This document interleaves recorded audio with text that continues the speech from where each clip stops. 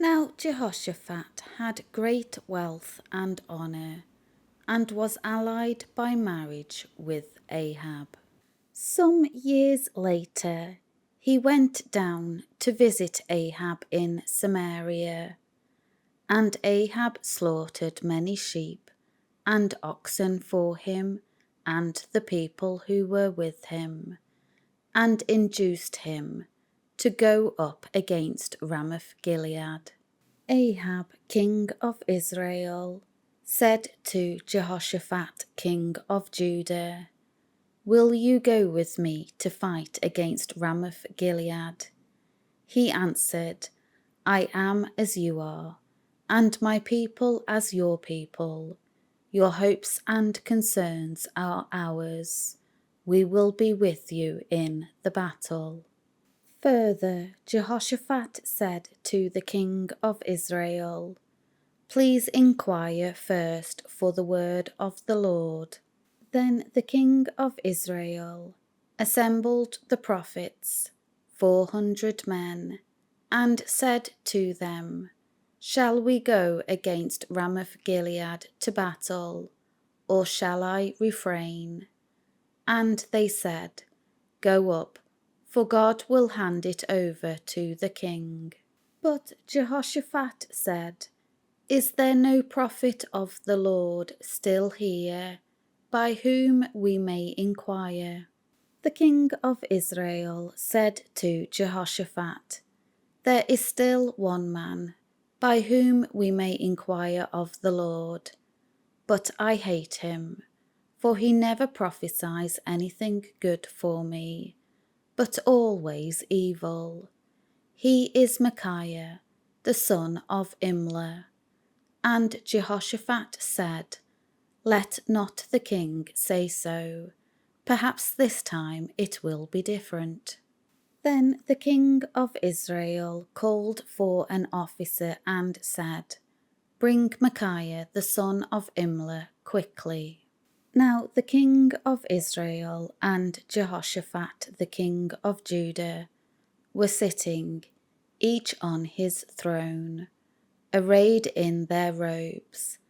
They were sitting at the threshing floor, at the entrance of the gate of Samaria, and all the prophets were prophesying before them.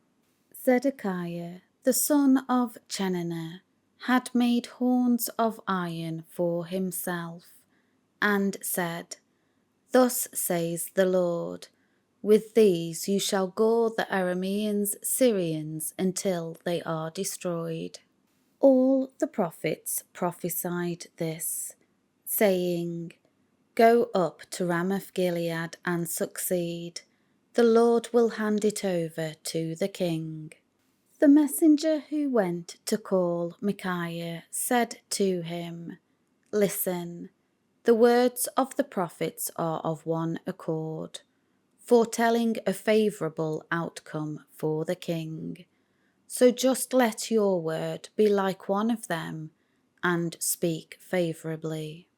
But Micaiah said, "As the Lord lives, I will only speak what my God says." When he came to the king said to him, "Micaiah, shall we go to Ramoth Gilead to battle, or shall I refrain?" And he said, "Go up and succeed, for they will be handed over to you." Then the king said to him, "How many times must I warn you, make you swear an oath, to tell me nothing but the truth, in the name of the Lord?" Then Micaiah said, "I saw all the people of Israel scattered on the mountains, as sheep that have no shepherd. And the Lord said, 'These have no master. Let each one return to his house in peace.'" Then the king of Israel said to Jehoshaphat, "Did I not tell you that he would not prophesy good in regard to me, but only evil?" So Micaiah said, Therefore, hear the word of the Lord.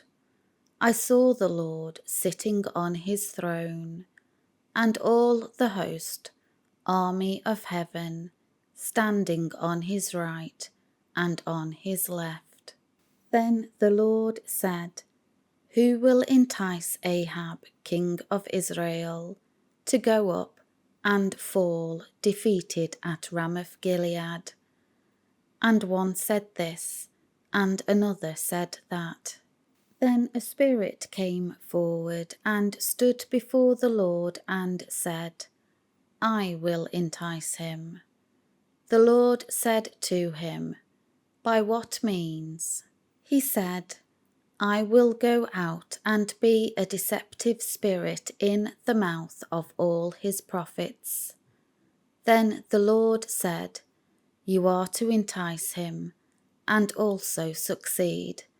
Go and do so. Now you see, the Lord put a deceptive spirit in the mouth of these prophets of yours, and the Lord has actually proclaimed disaster against you. Then Zedekiah, the son of Chenaanah, came up and struck Micaiah on the cheek, and said, Which way did the Spirit of the Lord go when he departed from me to speak to you? Micaiah said, Behold, you will see on that day, when you go into an inner room, desperately trying to hide yourself. Then the king of Israel said, Take Micaiah, and return him to Amon, the governor of the city, and to Joash, the king's son, and say, Thus says the king, Put this man in prison, and feed him just enough bread and water to survive, until I return in peace, safely. But Micaiah said, If you actually return in peace, the Lord has not spoken by me. And he added, Listen to what I have said, you people, all of you. So Ahab the king of Israel and Jehoshaphat king of Judah went up against Ramoth Gilead. The king of Israel said to Jehoshaphat, I will disguise myself and will go into battle, but you put on your royal robes. So the king of Israel disguised himself, and they went into the battle. Now the king of Aram, Syria, had commanded the captains of his chariots, saying, Do not fight with the small or the great, but only with the king of Israel. So when the captains of the chariots saw Jehoshaphat of Judah, they said, It is the king of Israel. So they turned to fight against him.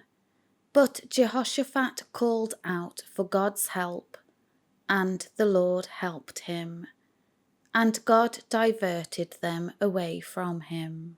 When the captains of the chariots saw that it was not the king of Israel, they turned back from pursuing him.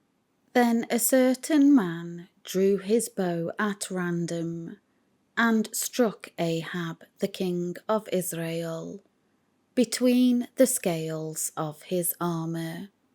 So Ahab said to his chariot driver, Turn around and take me out of the battle, because I am seriously wounded.